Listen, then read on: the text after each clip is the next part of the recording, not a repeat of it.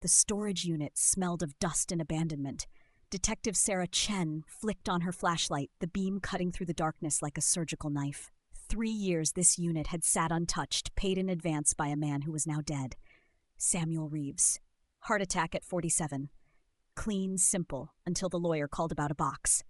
Just one thing, the lawyer had said over the phone. A box labeled Elara, Samuel's ex-wife. She disappeared 5 years ago, never found. Sarah's fingers tightened around the flashlight. Cold cases were her specialty, but this one felt different. The box sat in the center of the unit, ordinary cardboard, nothing special, except for the name, Elara, a name that had haunted missing persons bulletins for half a decade. She knelt, the concrete floor cold beneath her knees. The box wasn't taped, just folded shut. Sarah pulled on latex gloves before opening it. The first thing she saw was the mug, white ceramic, pristine, had untouched, perfect, too perfect. She turned it over, tiny script on the bottom. You are my first thought every morning. Sarah's radio crackled. Detective Chen, we've got the Reeves financials. Nothing unusual, except he paid this storage unit in cash every month for 3 years, never missed a payment. Anything else? Sarah asked, her eyes scanning the box's contents. His phone records show he called Elara's sister once a month, every month, for the first year after she disappeared, then stopped. No other contact with her family. Sarah's flashlight beam moved to the next item, a house key tied with a faded red ribbon. She bagged it carefully. Run this for prints and find out what it opens. Will do. Forensics is ready when you are. Next to the key lay a cassette tape, yellowed label, handwritten, Mix for a Rainy Tuesday. Sarah remembered those from her own college days.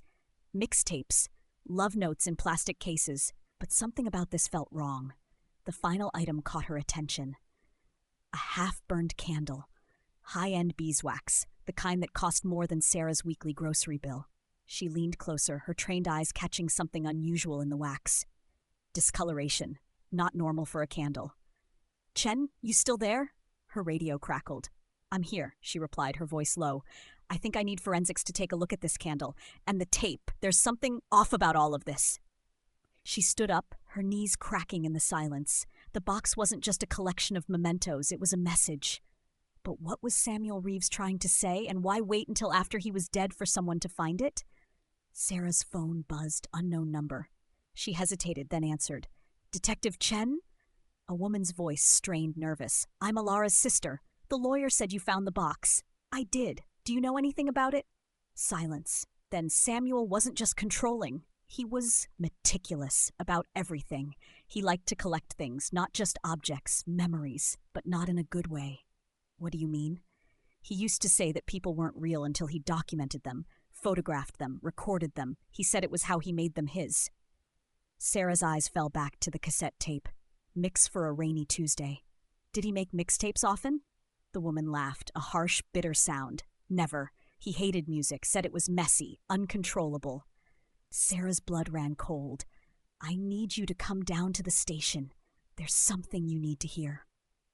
The forensics lab was a sterile white box, humming with the quiet whir of computers and ventilation systems.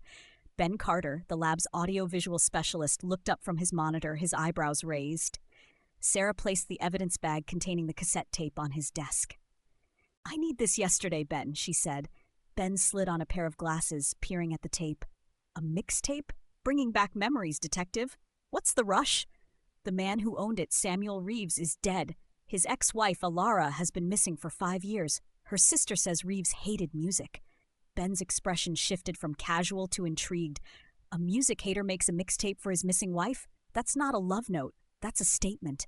Exactly. I need to know what's on it. Not just the songs. Anything else. Background noise, distortions, anything that doesn't belong. Ben nodded, already reaching for the tape. Give me an hour. While Ben worked, Sarah paced the lab. The key was a dead end for now. The locksmith confirmed it was a standard residential key, but without the original lock, finding the door was like searching for a specific grain of sand on a beach. The mug was just a mug, a cruel irony in its perfection. The box felt like a puzzle, and each piece was more disturbing than the last. An hour later, Ben's voice cut through the silence. Chen, you need to hear this. Sarah was at his side in seconds. On the screen, a complex sound wave pulsed in vibrant green. Okay, play it. The first song crackled through the speakers, a soft, melancholic indie track from a decade ago. It was exactly the kind of music you'd expect on a mix for a rainy day. But as the song played, Ben zoomed in on the sound wave, isolating a layer beneath the melody. There, he said, pointing to a faint, almost imperceptible series of sharp, regular spikes. It's under the entire track. It's so faint, most people would dismiss it as tape hiss or an artifact from the recording process. What is it? Sarah asked, leaning closer. It's rhythmic, too precise to be random. Ben typed a few commands, filtering out the music. The room fell silent, replaced by a soft, steady tapping. Tap, tap, tap, tap, tap. Tap, tap, tap, tap. Sarah felt a crawl up her spine. It was relentless, methodical. Morse code, she whispered. Ben gave her a grim look. My first thought, too. He ran the pattern through a decoder. A single word appeared on the screen in stark black letters, mine.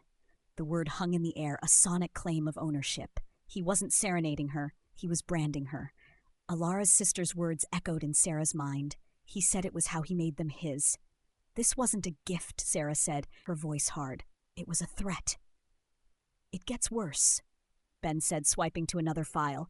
It's on the whole tape, the same message over and over, layered under every single song. Sarah stepped back, the pieces clicking into place with horrifying clarity. The mug was a lie. The key was a symbol of a space he controlled. The tape was a declaration of obsession. She turned her gaze to the final evidence bag on the table. The candle. What about the candle? She asked. The initial report said there were unusual traces in the wax. Ben pulled up the chemical analysis. Yeah, about that. It's beeswax, high-quality stuff like you thought, but there's a polymer compound mixed in, and traces of a powerful sedative, zolpidem, but a modified, fast-acting variant. Is it lethal? Sarah asked, her heart pounding. Not in this concentration, Ben explained, but it's potent. Inhaling the smoke for an hour or so in a closed room would induce a deep, dreamless sleep for hours. The person would be completely pliable, disoriented. They wouldn't remember much, if anything, when they woke up. Sarah stared at the image of the half-burned candle on the screen. It wasn't for relaxation. It was a tool, a chemical weapon. Samuel Reeves hadn't just been trying to control Elara's mind. He had been drugging her, erasing her, piece by piece, night by night. This wasn't just a missing persons case anymore. It was evidence of a slow, methodical poisoning. Ben, Sarah said, her voice dangerously low. I need you to find out everything you can about that sedative. Who makes it? Who has access to it? And I need you to check the rest of the evidence in that box again. Every millimeter. If he was this meticulous, he left more. He had to.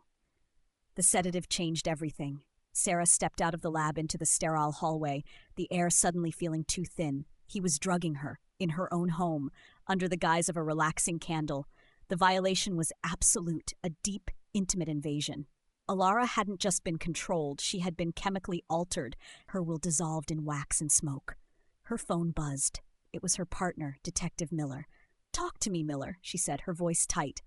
The key, he said, skipping the pleasantries. We got a hit. It's not for an apartment. It's for a post office box, a private one downtown, registered to a shell corporation Reeves owned, the one he used for his art investments. Art investments. Sarah remembered the file. A nebulous collection of purchases and sales, all just on the right side of legal, but smelling like money laundering. What's in the box? That's the thing, Miller said. It's been cleaned out, emptied 2 days after Reeves died. The clerk said a man came in with the key and a death certificate, cashed out the contents, said he was the executor of the estate. Who was it, Miller? Lawyer, the same one who called you about the storage unit. Sarah's mind raced. The lawyer was cleaning up loose ends. But why? If the box was empty, what was he hiding? Or what had he already taken? Get a warrant for the lawyer's office and his client records. I want to know what Reeves was storing in that P.O. box. On it. She ended the call and stared back at the lab door. The key wasn't a memory of a lost apartment. It was a key to a secret, a lockbox for his sins. And now the evidence was gone. Her phone rang again. Ben, you need to get back in here, Chen. Now. Sarah found him hunched over his workbench, a pair of fine-tipped tweezers in his hand. He was working on the cardboard box itself. You told me to check everything, he said, not looking up. I was scanning the lid with a UV light, looking for latent prints or fluid stains, and I found this. He pointed to the inside seam of the lid where the cardboard was folded over. Tucked into the crease was a tiny folded square of paper, almost the same color as the cardboard. It was perfectly camouflaged. It was held in with a dab of some kind of clear adhesive, Ben explained. You'd never see it with the naked eye. You'd have to destroy the box to find it. Carefully, Ben worked the tweezers under the edge of the paper and eased it out. He placed it on a sterile white tray and gently unfolded it. It was a single sheet, the paper brittle with age. Sarah leaned in, her heart hammering against her ribs. The handwriting was the same as on the cassette tape label. Neat, precise, unnervingly calm. It wasn't a confession, it wasn't an apology, it just said 3 words. I almost finished. The room felt like it was closing in. The box, the mug, the key, the tape, the candle. They weren't mementos. They weren't trophies. They were a blueprint, a record of his progress. And the note was the final terrifying entry. He hadn't just been trying to erase Elara. He had been close to succeeding. Her phone buzzed again. A text from Miller. A single image. It was a security still from the post office box. It showed the lawyer clearing out the box. But in his hand, as he placed the contents into a briefcase, was a small glass vial filled with a clear liquid. Below the image, Miller had typed 3 words. He took the antidote. The word antidote burned on Sarah's phone screen. Her blood turned to ice. An antidote implied a poison still at work, a victim still suffering. Miller, get a team to the lawyer's office, now, she barked into the phone, her voice sharp with adrenaline. Bring him in. I don't care what he says about client privilege. We have him on tape removing evidence from a crime scene. On our way, Miller replied, the urgency clear in his tone. Sarah hung up and stormed back into the lab. Ben, that sedative, what does it do, long-term? Ben looked up from his microscope, his face grim. I was just running simulations based on the chemical structure. It's not just a sedative, that's the short-term effect. The polymer compound acts as a delivery system. Over time, with repeated exposure, it targets and degrades the hippocampus. It's like a slow-acting neurotoxin for memory. Sarah felt the floor shift beneath her. It erases memory? Fragment by fragment, Ben confirmed. It wouldn't be noticeable at first. Just a few forgotten details.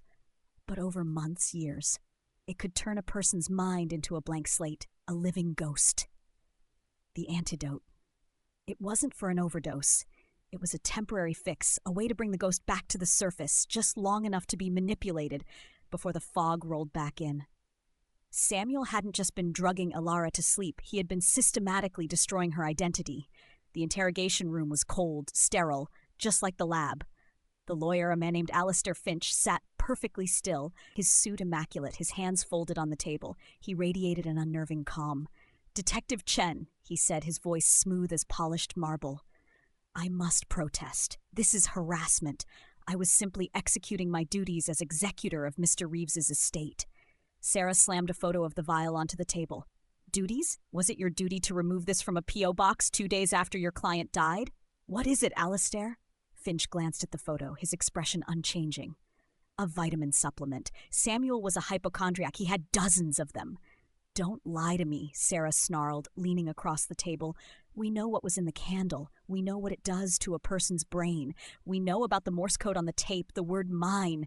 This wasn't a love story. It was a life sentence. Finch's composure finally wavered. A flicker of fear in his eyes. I have no idea what you're talking about. The note in the box, Sarah pressed, her voice low and dangerous. I almost finished. He wasn't done erasing her, was he? And you're helping him finish the job. Where is she, Alistair? Where's Elara? He said nothing, his jaw set. Obstruction of justice in a missing persons case is one thing, Sarah said, changing tactics. Accessory to kidnapping and chemical assault is another. Samuel is dead. He can't protect you. But the people he got the drug from, they're still out there. And they're not going to want your name connected to this. That hit its mark. Finch paled, the carefully constructed facade crumbling. He was a fixer, not a fighter. He cleaned up messes, but he didn't take the fall for them. I didn't know everything, he stammered, his voice barely a whisper. Samuel said she was sick, that he was taking care of her. He handled the acquisition. I just handled the logistics, the money, the storage. Acquisition from who? Sarah demanded, her heart pounding. Finch hesitated, his eyes darting around the room as if searching for an escape. He called him the curator. A man named Julian Thorne deals in rare artifacts and other things. Samuel's art investments were payments to him for the formula. The antidote? Sarah asked. And the sedative, Finch confessed, his head sinking into his hands. Thorne provided both. Samuel would use the sedative for weeks, months to break her down. Then he'd use the antidote for a day or two to see what was left, to talk to the empty shell he'd created. He said it was art, the ultimate performance. The words hung in the air, sickening and surreal. Elara wasn't just missing. She was a living art project for a monster. "Where can we find Thorne?" Miller asked from the corner of the room. Finch shook his head. "He doesn't have an office. He moves, but he has a gallery, a private one, in the old meatpacking district. He's hosting a showing tonight for select clients." Sarah looked at Miller. The hunt was on. They weren't just looking for a missing woman anymore. They were going to a predator's den to stop him from creating another masterpiece. The meatpacking district was a graveyard of industrial ambition, its old brick buildings now home to trendy lofts and exclusive galleries. Thorne's gallery, the unseen, was tucked away in a converted warehouse, its entrance marked only by a small brass plaque. No name, no hours, by invitation only. Using Finch's credentials, Sarah and Miller gained entry. The inside was colder than the night air. Polished concrete floors, stark white walls, and strategically placed spotlights created a maze of shadows and light. The art was disturbing. A series of photographs depicting the same woman, each one more blurred and out of focus than the last, until the final frame was just a smear of color. A sculpture of a human head, its features sanded down into a smooth, anonymous oval. "This guy's a real piece of work," Miller muttered, his hand resting near his weapon. "He's not just a dealer," Sarah whispered back. "He's a believer." A man emerged from the shadows. He was tall and slender, dressed in an impeccably tailored black suit. His silver hair was perfectly styled, and his eyes, a pale, icy blue, assessed them with a chilling curiosity. He was Julian Thorne. "Mr. Finch sends his regards, I presume?" Thorne said, his voice a cultured, velvety baritone. "Though you don't look like his usual clientele. You look like police." "We're here about Elara," Sarah said, cutting through the pleasantries. Thorne's lips curved into a faint, amused smile. "Ah, the masterpiece. Samuel's greatest patronage. I'm afraid he lacked the vision to see it through to the end. A shame. He had a real talent for deconstruction." "Where is she?" Miller demanded, his voice low and threatening. Thorne gestured gracefully down a long, dimly lit corridor. "Patience, detective. All great art deserves a proper unveiling." He led them toward a single, stark white door at the end of the hall. Samuel was a collector of moments, but he was crude. He wanted to possess her. I wanted to perfect her, to strip away the noise, the memories, the fears, the history, and reveal the pure, essential self beneath the blank canvas. He pushed the door open. The room beyond was bathed in soft, ethereal light. It was a perfect replica of a minimalist living room, like something out of a design magazine. And in the center of the room, sitting in a simple white armchair, was a woman. She was thin, her posture unnaturally still. She wore a simple, pale gray dress. Her hair was cut into a sharp, severe bob. Her face was turned toward the window, but her eyes were vacant, fixed on nothing. "Elara," Sarah said, her voice cracking. The woman didn't move, didn't blink. "She's not drugged, not in the conventional sense," Thorne explained, a note of pride in his voice. "The final treatment was permanent. It severs the connection between long-term memory and conscious thought. The memories are still there, like books on a shelf she can no longer reach. She exists only in the present moment. A perfect, silent observer, no past, no future, just now." Sarah's fists clenched. It was a fate worse than death. A living ghost trapped in a prison of her own mind. "You're a monster," Miller growled. Thorne shrugged, unbothered. "Art is often misunderstood. Samuel thought the key, the tape, the mug, those were the art. He was wrong. They were just the tools. She is the art." Sarah stepped forward, her gaze locked on Elara. She saw the faint rise and fall of her chest. She was alive. But was she still in there? Somewhere, buried under layers of chemical poison, was the woman who loved rainy Tuesdays and the smell of a bakery. "The antidote," Sarah said, turning back to Thorne. "The vial Finch took. What was it for?" "A temporary restoration," Thorne admitted.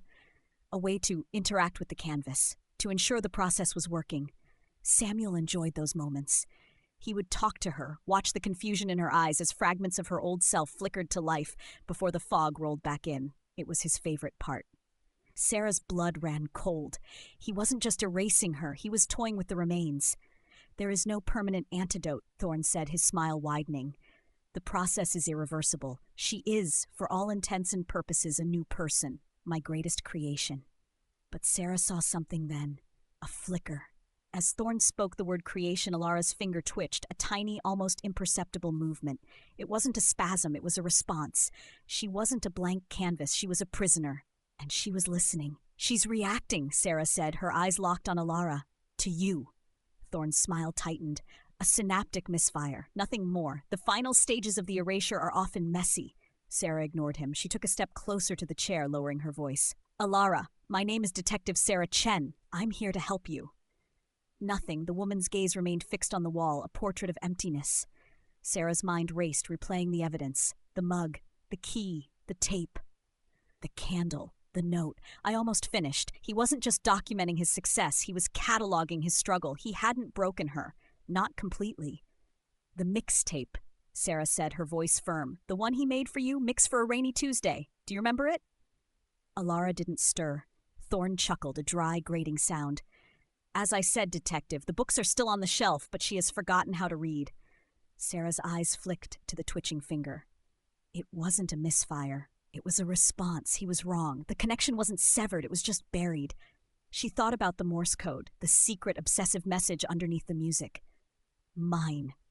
It wasn't a word of love. It was a word of ownership, a chain. She looked from Thorne's arrogant face to Elara's still form. He saw her as an object, a possession. That had to be the key reaching her. Not her memories, but her prison. "Elara," Sarah said, her voice dropping to a low, intense whisper. "He said you were his. He marked you. He tried to make you his property." Elara's head tilted a fraction of an inch, the first deliberate movement.